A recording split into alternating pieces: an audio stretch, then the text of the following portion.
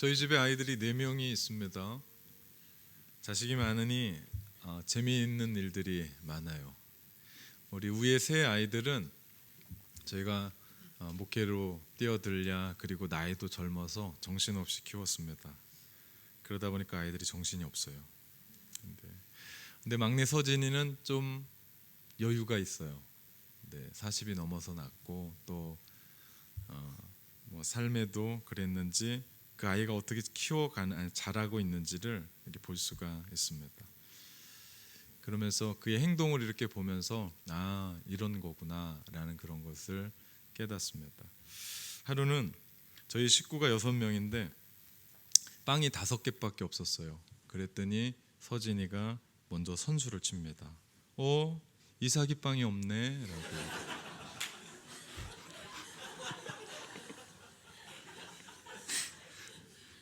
그 아이 마음에 이삭이가 마음에 안 드는 거예요. 이것이 그 아이의 마음입니다. 사람이 그래요. 마음은 드러나요. 감출 수가 없습니다. 하나님의 마음도요, 드러납니다. 가장 깊게 하나님의 마음이 드러난 것이 십자가입니다. 그 십자가에서 그 하나님의 마음을 다 보여주셨죠. 나는 누구인가? 이것은요, 우리에게 가장 중요한 질문 중에 하나입니다. 나는 누구인가? 이것은 철학적인 질문도 학문적인 접근도 아니라 오늘 바로 지금을 살아가는 나를 만들죠. 근데 많은 사람들이 나는 누구인가 라고 하는 이 질문에 사회적인 신분인 나를 얘기해요. 혹은 내가 가지고 있는 뭔가의 나, 혹은 과거에 성공했었던 나. 그러다 보니까 내가 가지고 있었던 것들을 잃어버리고 나니까 내 삶 가운데 내가 없는 거예요. 그러고 좌절하고 낙담합니다. 그런데 성경에 나와 있는 많은 성경의 인물들을 보면 가만 보면 노예인데 왕처럼 살아요. 가진 거 아무것도 없는데 그들은 부자처럼 삽니다. 아무것도 아닌 시냇가에 조약돌 5개를 붙들고 그 어떤 창과 칼보다도 위대한 무기인 줄 알고 적장으로 달려가요. 그들은 환경과 처지를 뛰어넘어 초월하며 살았습니다. 그들 마음 가운데는 자존감으로 풍부했어요. 자신감이 있었습니다. 자부심이 있었어요. 그들이 그렇게 살아갑니다. 무엇이 그들을 이렇게 만들었을까요? 저는 오늘 이런 이야기를 여러분과 함께 해보려고 합니다. 오늘 우리가 읽었던 마태복음 20장은 포도원 품꾼의 비유입니다. 예수님께서 우리에게 말씀하시는 것이 분명해요. 하나님의 나라를 우리 가운데 보여주고 싶으셨던 거예요. 포도원의 주인이 새벽 이른 시간에 품꾼을 찾으러 구하러 장터로 나갑니다. 그리고 사람을 만나서 한 데나리온을 약속하고 포도원으로 보내요. 품꾼들도 그 약속을 받고 그렇게 포도원으로 들어갑니다. 그런데 오늘 말씀에 또 읽어보니까 오전 9시 주인은 또다시 시장으로 나가요. 사람들이 아직도 모여있는 것을 보고 주인은 또 그들을 같은 조건으로 포도원으로 보냅니다. 혹시 한국의 인력시장을 한번 나가보셨습니까? 막노동하는 곳. 새벽부터 사람들이 북적여요. 겨울이 되면 깡통에다가 불을 피워놓고 3355 모여 있습니다. 그 모든 사람들은 그날 그 일을 나가야 될 사람들입니다. 하루 벌어서 먹고 사는 사람들. 만약에 처자식이 있으면 그날 일 나가지 않으면 큰일 날 일이 있는. 그래서 사람들이 새벽같이 모여요. 새벽같이 그 자리에 모인다고 해서 다 일 나가는 게 아닙니다. 봉고차가 와요.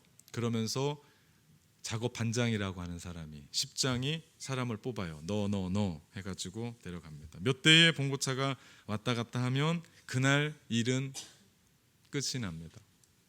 그냥 아무나 뽑는 거 아니에요. 힘이나 세게 된 사람들, 그리고 일할 수 있을 것 같은 사람들, 혹은 내가 그 사람의 안면이 있는 사람들, 그런 사람들 뽑아서 일합니다. 제 어깨가요 고등학교 때부터의 어깨입니다. 그러니 그런데 가면 1순위로 뽑아요. 그렇기 때문에 오늘 포도원의 주인이 9시에 시장에 나가서 사람을 뽑았다라고 하는 이 이야기는 가히 파격적인 얘기입니다. 6시에 사람들을 뽑아서 보냈습니다. 이건 정상적인 거예요. 포도원을 지키고 일하고 수확을 하기 위해서. 근데 9시에도 나가요. 동일하게. 근데 더 놀라운 것은 주인이 정오 12시에도 나가서 사람들을 불러요. 더 놀라운 것은 3시에도 또 가요. 정말 말도 안 되는 것은 오후 5시에 가서 장터에 가서 사람들이 있는 것을 보고 또 그들을 포도원으로 보냅니다. 주인이 물어요. 왜 여기에 있느냐? 왜 여기에 서 있느냐? 왜 하루 종일 온종일 노느냐? 그때 그들이 얘기합니다. 우리를 써주는 사람이 없습니다. 포도원으로 들어가라. 아무 조건도 달지 않습니다. 제가 오늘 말씀을 묵상하면서 포도원이 바빴구나 그런 얘기가 없어요. 포도원에 일꾼이 더 필요하구나 라는 말도 없습니다. 야간 작업해야 될 만큼 불 켜놓고 뭔가를 해야 될 그런 곳도 아닙니다. 그렇게 일은 6시에 끝납니다. 마치 포도원 주인은 일을 시키기 위해 사람을 포도원으로 보내는 게 아니라 그 사람을 위해서 포도원을 하는 사람 같아요. 왜 그랬을까? 왜 이 포도원 주인은 그렇게 했을까? 생각해 봤더니 포도원 주인은 자신과 그들이 함께 하고 싶은 포도원에 어떻게 하면 머물 수 있을까라고 하는 것을 생각한 것 같아요. 이것이 포도원 주인의 마음입니다. 드러나죠. 뭐 일 시켰다는 얘기가 없습니다. 가서 사람들 불러다가 포도원으로 들어가라. 내가 너에게 약속한 걸 주리라. 이것이 포도원 주인의 마음입니다. 그러면서 우리는 이 작은 비유를 통해서 하나님의 마음을 깨닫게 됩니다. 1절 말씀은요. 가만 보니까 천국은 얘기하면서 그 주인과 같아요. 이렇게 하는 주인과 같대요. 그 마음을 갖는 곳, 그곳이 천국이래요. 그 주인의 마음, 이것이 천국을 이야기합니다. 다른 얘기가 아니라 하나님의 마음이죠.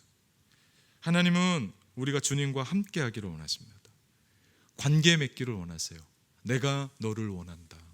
내가 너와 함께 하기를 원한다. 내가 너와 교제하기를 원한다. 사귐을 갖기 원한다. 마치 요한복음 15장의 포도나무와 가지의 비유처럼 내가 너희 안에 너희가 내 안에 있을 때 많은 열매를 맺는다. 가지인 우리가 포도나무이신 예수님께 붙어 있을 때만 열매를 맺습니다. 거기서 떨어져 나가면 그거 모아다가 뗄 감습니다. 쓸모없다고 얘기해요. 주님은 우리 가운데 말씀하세요. 내가 너와 함께 하기를 원한다. 이것이 하나님의 마음입니다. 일은 그 후입니다. 어떤 일을 시키는지 어떤 건지 잘 모르겠는데 일하고 하는 것은 그 다음이에요. 처음부터 부르신 것은 그렇게 일로 부르신 게 아니라 관계하려고 부르셨습니다. 사귀려고 부르셨어요. 주님을 좀 더 알기 위해서. 이것이 오늘 본문에 나온 하나님의 마음입니다. 만약 그 주인이 포도원에 가서 진짜 일 시키기를 원했다면 처음 나갔던 새벽 6시에 사람들 충분히 뽑아서 키 크고 잘생긴 것까지는 모르겠습니다. 힘 꽤나 쓰는 사람들 딱딱딱 뽑아서 딱 모아가지고 들여보냈어야 됐습니다. 그런데 오늘 포도원의 주인은 그렇게 하지 않아요. 오늘 나오는 성경의 시간을 오늘의 시간으로 얘기하면 새벽 6시, 오전 9시, 정오 12시, 오후 3시, 그리고 5시까지 가서 일꾼들을 보아서 보냅니다. 이것은요, 경제적인 논리도 실용적인 논리도 통하지 않는, 즉 세상적인 일을 통해 이윤을 얻기 위해 품꾼을 쓰고자 하는 주인이 아니었다라는 것을 보게 돼요. 그리고 더 놀라운 것은 주인이 그 1시간밖에 일하지 않은 일꾼에게도 동일하게 하루의 품삯을 줍니다. 우리의 사고방식과는 전혀 다른, 이해할 수가 없습니다. 가만 보면 이 주인은 자기가 포도원을 위해서 일꾼을 고용한 게 아니라 일꾼을 위해서 포도원을 이루어가는 사람 같아요. 폼싹을 주기 위해서 포도원 만들어서 뭔가 하는 사람 같다는 생각을 합니다. 오늘 이 비유는 하나님의 나라 천국을 비유합니다. 다시 1절을 보면 천국은 마치 품꾼을 얻어 포도원에 들여보내려고 이른 아침에 나간 집 주인과 같다라고 말씀하세요. 예수님은 천국을 어떤 공간의 개념 혹은 어떤 장소적인 개념이 아니라 천국을 집 주인과 같대요. 다시 말하면 우리가 천국을 알기 위해서는 그 집 주인의 마음을 알아야 돼요. 우리가 이 마음을 알아야 돼요. 그래야 우리가 천국을 살 수 있다라고 말씀하십니다. 즉 하나님의 나라는 예수님 안에 담긴 하나님의 마음입니다. 그것을 누리고 오늘을 살아가는 거예요. 내 몸이 아프고 나에게 문제가 있고 우리의 삶에 풀리지 않는 어떤 관계와 어떤 갈등들이 우리 가운데 있어도 내가 하나님과의 관계 안에서 하나님의 마음을 알고 내가 찬송할 수 있는 그곳이 천국이다. 하나님의 나라다. 분명히 우리 가운데 가르쳐주고 있습니다.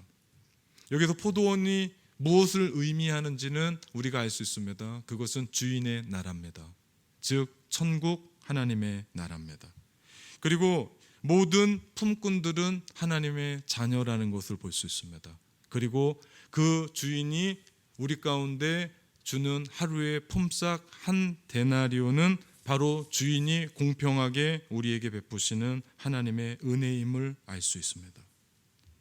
그리고 또 이 포도원의 이상한 것은 품꾼이 포도원 주인을 찾아가서 나를 써주십시오 라고 하는 게 아니에요.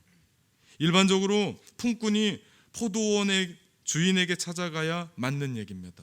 그래서 우리가 이력서 쓰는 거 아닙니까? 나는 이렇게 공부했습니다. 나는 이런 일에 종사했습니다. 나는 이런 사람입니다. 그리고 나를 이렇게 추천하는 사람이 있습니다. 내는 게 CV 이력서 아닙니까?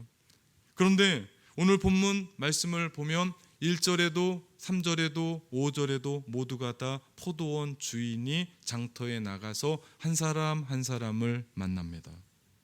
찾습니다. 그리고 포도원으로 들여보냅니다. 무엇을 볼 수 있습니까? 성경 누가복음 15장에 잃어버린 양을 찾고 잃어버린 드라크마를 찾고 잃어버린 아들을 목 놓아 기다리는 아버지의 마음처럼 세상에서 자기 백성을 구원하기 위해서 찾으시는 하나님의 마음을 알 수 있는 대목입니다. 그래서 그 하나님은 인간의 몸을 입고 이 땅에 낮고 천한 우리 가운데 오셨고 또 죄 없으신 분이 우리의 죄를 뒤집어 쓰시고 십자가에서 죽으셨던 겁니다. 세상에는 이런 일이 없습니다.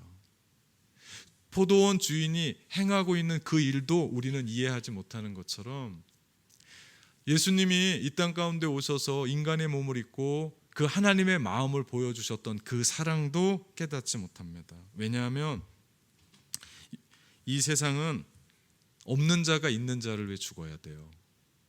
낮은 자가 높은 자를 위해 죽는 세상입니다. 인간이 신을 위해 죽는 세상이 오늘의 세상이고 사람들이 일반 상식이라고 얘기하고 합리적이라고도 얘기합니다. 그런데 그 모든 것들을 깨시고 부수시고 하나님이신 그분이 인간을 위해서 죽습니다. 창조자가 인간을 위해 죽으시는 겁니다. 그러면서 그 십자가에서 우리 가운데 말씀하십니다. 그 마음을 드러내세요. 내가 너를 사랑한다. 우리가 십자가를 볼 때마다 이 예배에 참여할 때마다 우리가 그 하나님 아버지의 마음에 우리의 마음이 녹아야 됩니다. 아무도 나를 쓸 자가 없는데 그 자리에서 지목되지 않았다는 것은요, 그 사람이 돈이 필요 없어서가 아니고 일하고 싶어서가 쉽지 않아서가 아닙니다. 그는 꼭 일을 해야 될 사람입니다. 그리고 돈이 꼭 필요한 사람입니다. 근데 쓰는 자가 없다는 말은요, 합당치 않다는 거예요. 그들의 기준에 보기에 모자라다라는 겁니다. 기술도 변변치 않습니다. 나이도 들었습니다. 힘도 쓸 것 같지 않습니다. 세상 보기에 쓸모없고 보잘것없고 아무것도 아닐 것 같은 그 한 사람.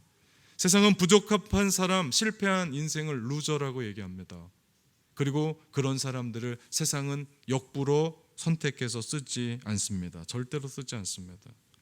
그런데 오늘 본문의 주인은 그런 사람을 뽑아서 그들을 포도원으로 보내시더라.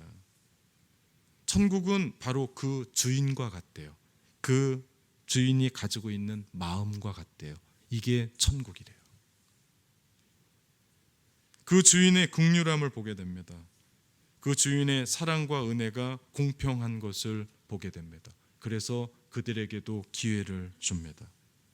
그것도 이력서 들고 오라라고 한 것이 아니라 직접 장터에 찾아가서 한 사람 한 사람을 만납니다. 그리고 소중히 부르십니다. 그 은혜를 받은 사람들이 저와 여러분입니다. 우리가 이것을 깨닫고 신앙생활해야 됩니다. 우리가 이것을 깨닫고 하루하루를 살아가야 됩니다. 그러려면 우리의 마음에 하나님의 마음이 느껴져야 돼요. 우리의 마음에 하나님의 마음이 채워져야 됩니다. 그래야 그 하나님의 마음, 우리를 구원하시기 위해서 그분이 이 땅에 오셔서 어떤 일을 하셨는지를 우리 마음 가운데 채워질 수 있습니다. 그런데 문제가 생겼어요. 엉뚱한 데서, 생각지도 않은 데서 문제가 터졌습니다. 아침 새벽이겠죠. 6시, 9시, 정오 12시, 3시, 5시에 들어간 모든 사람이 행복하게 일했어요. 감격했습니다. 너무나 기뻤어요. 새벽 6시에 뽑힌 사람도 야, 드디어 오늘 일할 수 있구나. 감격했습니다. 9시에 간 사람도 정말 이게 웬일이냐라고, 12시는 말할 것도 없고 3시는, 그리고 5시는 정말 기적과 같은 방법으로 들어가서 일했습니다. 그런데 일할 때까지는 좋았어요. 6시에 끝나면서 회의할 때 문제가 생겼습니다. 8절과 9절, 저물매 포도원 주인이 청지기에게 이르되 품꾼들을 불러 나중 온 자로부터 시작하여 먼저 온 자까지 삭슬 주라 하니 제 11시에 오후 5시입니다. 온 자들에게 와서 한 데나리온씩 받거늘. 주인이 어떻게 된 일인지 오후 5시에 온 사람부터 페이를 주는데 하루에 펌싹 한 데나리온을 받는 겁니다. 새벽 6시에 온 사람의 가슴이 얼마나 뛰었을까요? 9시에 온 사람도 얼마나 뛰었을까요? 야, 이 주인이 정말 대단한 사람이다. 5시에 들어와서 1시간 일했는데 하루에 펌싹을 주니 우리한테는 얼마나 큰 걸 받을까? 야, 엄청난 걸 받겠구나 생각했는데 10절에 보니까 어떻습니까? 동일한 한 데나리온을 받는 겁니다. 문제가 무엇입니까? 내가 일한 만큼의 보상을 받아야 되는데 못 받은 겁니다. 이것이 세상이 가지고 있는 보편적이고 합리적인 생각입니다. 내가 일한 만큼 받아야 됩니다. 내가 일찍 가서 일했으니까, 더 많이 고생했으니까 내가 더 많은 것을 받아야 된다고 생각합니다. 이것이 세상의 법칙이죠. 지난 화요일인가요? 이소비와 이삭이가 다니는 학교에서 메일이 왔어요. 학교 선생님들이 파업한다고 내일 17일 날 학교 오지 말래요. 애들이 신이 났습니다. 학교 안 간다고 드디어.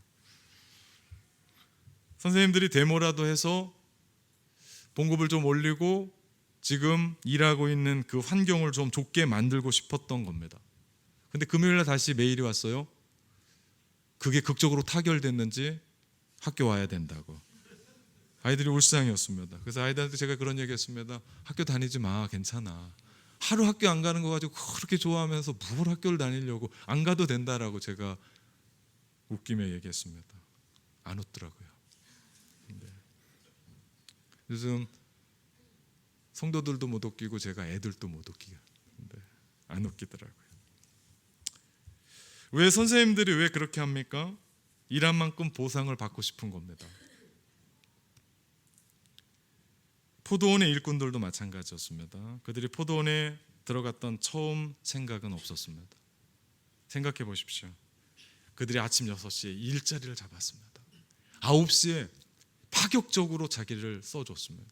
12시에 말도 안 되는 겁니다. 3시는 이거, 5시는 의심했을지 모릅니다. 왜 날 부르지? 얼마 주려고 부르지? 그런데 동일하게 그런 마음으로 주었죠. 그래서 열심히 일했습니다. 행복하게 일했습니다. 다들 처음 불러줬던 그 첫 마음을 가지고 그렇게 행복하게 일했습니다. 주인이 고마운 겁니다. 좋은 겁니다. 행복한 겁니다. 누구 때문이죠? 주인 때문입니다. 그런데 자신이 한 일을 생각해 봤습니다. 자신의 한 일, 한 양, 시간, 그리고 남들과 비교해서 우위 비교를 해보니까 은혜가 망각되기 시작하면서 내 마음 가운데 원망과 불평이 터져 나왔습니다. 내가 더 많이 일했는데, 내가 저 사람보다 일찍 왔는데, 새벽부터 내가 얼마나 땀 흘리며 살아갔는데 나를 이렇게 대우하느냐, 불만이 넣어졌습니다. 누구 때문입니까? 나 때문입니다. 나 때문에. 주님의 마음이 나에게 불편한 진실이 되는 순간, 그 행복했고 그 좋았고 내 삶 가운데 감사했고 감격했던 것이 다 깨져버렸습니다. 이유는 주인의 마음보다 내 마음이 더 소중하고 중요하다고 생각했기 때문에. 여러분, 신앙생활하면서 여러분 마음 가운데 있는 나를 처음 불러주셨던 그 십자가 앞에 서게 했었던 그 초심을 잃어버리면 안 됩니다. 그 십자가는 우리의 모든 겁니다. 나를 그렇게 불러주셨고 쓸모없었고 아무것도 할 수 없었던 나를 불러주셔서 그 기쁨의 소식, 너 살 수 있다. 그 기쁨의 소식, 너 하나님의 사람이다. 이 하나님의 마음을 내 마음 가운데 간직하고 살아야지. 만약에 그 마음이 깨어져 버리고 나라는 것에 집중하기 시작하면 우리의 신앙생활은 재미가 없습니다. 시험이 들었단 말은요, 내 생각하고 내 기대와는 다르다는 얘기입니다. 이게 시험 들었다는 얘기예요. 교회에 대해서, 목사에 대해서, 그리고 사람들에 대해서, 세상에 대해서, 어떤 일에 대해서 어떻게 나에게 이렇게 할 수가 있지? 믿음에 대해서 시험 들었다는 말은 하나님이 어떻게 나한테 이러실 수가 있지라는 거죠. 신앙생활하면서 시험 들 때가 한두 번이 아닙니다. 그래서 주님은 우리에게 주님의 기도를 가르쳐 주실 때 너희 예수 믿으면 시험이 하나도 없을 거다라고 말씀하지 않으셨어요. 주님이 주기도문에서 우리 가운데 기도하라고 말씀하셨던 것은 너희 시험에 들지 않도록 기도하라 말씀하셨습니다. 우리가 기도해야 돼요. 기도할 때 특별히 하나님의 마음을 알게 해달라고. 내가 아니라 하나님의 마음. 그런 품꾼들의 반응에 대해서 주인은 심플하게 대답을 합니다. 14절 15절 말씀, 내 것이나 가지고 가라. 나중에 온 이 사람에게 너와 같이 주는 것이 내 뜻이다. 내 것을 가지고 내 뜻대로 할 것이 아니냐. 내가 선함으로 내가 악하게 보느냐. 아침에 일찍 온 일꾼들이 잃어버린 게 있었습니다. 그것이 바로 주인의 마음이었습니다. 주인의 마음을 알지 못한 채 오히려 주인을 판단하고 주인에게 불평하고 항의합니다. 왜 그렇습니까? 애초부터 주인의 마음, 주님의 뜻을, 주인의 뜻을 알지 못했기 때문입니다. 주인은 없고 나만 남아 있었기 때문에. 신앙생활 하면서 이럴 때 있습니다. 시험에 든 겁니다. 하나님의 마음을 모르는 겁니다. 그래서 하나님의 마음을 아는 것 그 어떤 것보다 중요합니다. 왜 우리에게 십자가를, 왜 우리에게 하나님이신 그분이 인간의 몸을 입고 이 땅 가운데 오셨지? 신앙생활, 참된 신앙생활은 하나님을 움직이는 게 아닙니다. 하나님의 뜻대로 하나님의 어떤 분이신지를 알고 그분의 마음이 무엇인지를 알며 그 마음대로 내 삶을 바꾸며 살아가는 겁니다. 하나님이 무엇입니까? 하나님의 마음이 무엇입니까? 하나님의 마음은 돈이 아니었습니다. 어떤 업적이 아니었습니다. 성과가 아니었습니다. 하나님의 마음은 어떻게 하든지 많은 사람들이 포도원에 들어가게 하는 것이 하나님의 마음이었습니다. 많은 사람들이 하나님 나라에 들어가게 하는 것이 하나님의 마음입니다. 그래서 그분은 세상의 상식을 깨고 세상의 보편적이고 합리적인 것들을 깨고 세상의 방식을 넘어서 일하시는 겁니다. 그래서 우리가 오늘 이 자리에 앉아 있는 거 아닙니까? 그 은혜를 알아야 돼요. 그 긍휼하심을 깨닫고 초점을 내 마음이 아니라 내 마음에도 한없이 불평이 있어요. 내 마음에도 한없이 원망스러워요. 그 마음을 하나님 마음에 두고 살아가는 거죠. 이것을 안다면 우리 가운데 감사가 넘치고요. 감격할 수밖에 없습니다. 하나님이신 그분이, 나를 만드신 창조주 그분이 이 땅 가운데 인간의 몸을 입고 오셔서 나 구원하시려고 그 십자가에서 물과 피를 다 쏟으시기까지 죽으셨고, 그 마음을 알게 하시려고 직접 나를 찾아와 주셨고, 그리고 오늘도 성령님이 우리 가운데 찾아와 주셔서 우리 마음을 이끌어 주시고 진리로 이끌어가게 하시고 우리 마음 가운데 감동 주시고 그것에 대해서 우리로 하여금 아멘 하게 하시죠. 우리가 이 마음을 한다면 우리도 동일하게 예수님이 성육신하셔서 우리의 눈높이를 맞추셨던 것처럼 우리 역시도 세상으로 나가야 됩니다. 눈높이를 맞추는 거죠. 설교서도에 성경의 인물들이 어떻게 그런 삶을 살 수 있었냐고 물었습니다. 이유는 한 가지입니다. 그들은 하나님의 마음을 알았습니다. 마음을 아는 것뿐만 아니라 그들은 자신들의 마음을 알고 나서 자신의 인생을 주님 앞에 올인했던 사람들입니다. 올인은 지극히 성경적인 의미예요.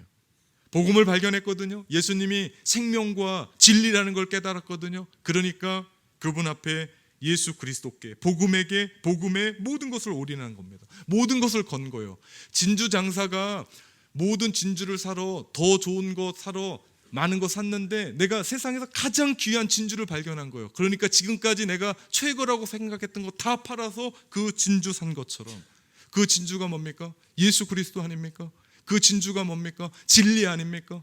그 진주가 뭡니까? 우리가 지금 따라가고 있는 주님의 마음 아닙니까?